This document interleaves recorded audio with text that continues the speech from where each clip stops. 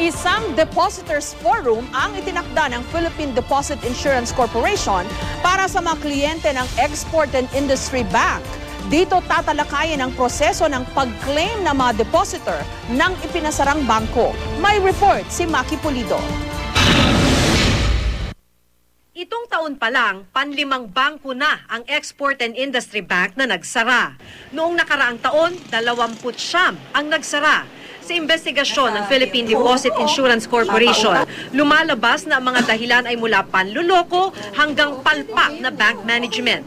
83 kaso na raw ang naisampa ng PDIC laban sa mga manlulokong opisyal ng bangko. May mga times na the banks are mismanaged, no?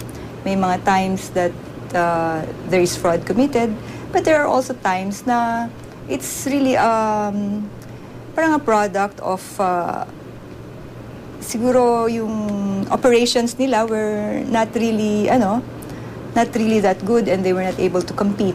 Tingin ng ekonomistang si Ben Jokno, matumal din ang negosyo ng mga bangko dahil kaunti na nga lang ang umuutang, mababa pa ang interes.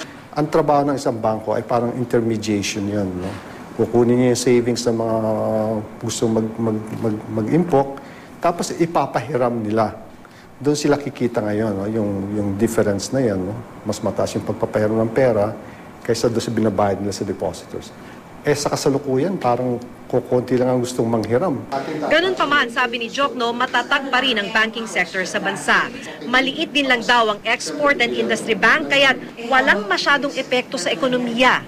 Hindi naman unusual na may magsasarang isang bangko. In fact, ito napakaliit na bangko.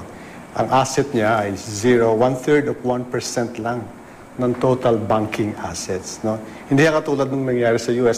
Pero syempre, ang gusto lang malaman ngayon ng 50,000 depositor ng Export Bank, mababawi pa ba ang deposito nila?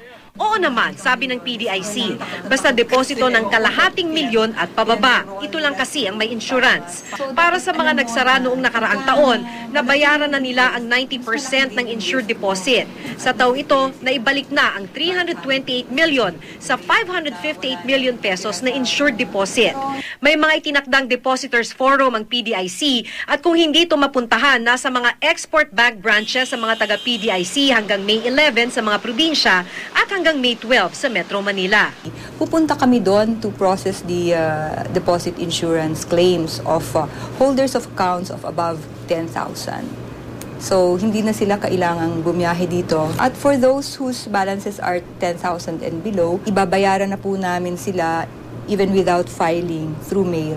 Higit sa kalahati ng nakadeposito sa Export Bank, mas mababa sa kalahating milyong piso.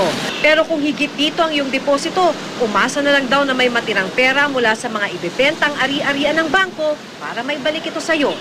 Maki Pulido, GMA News.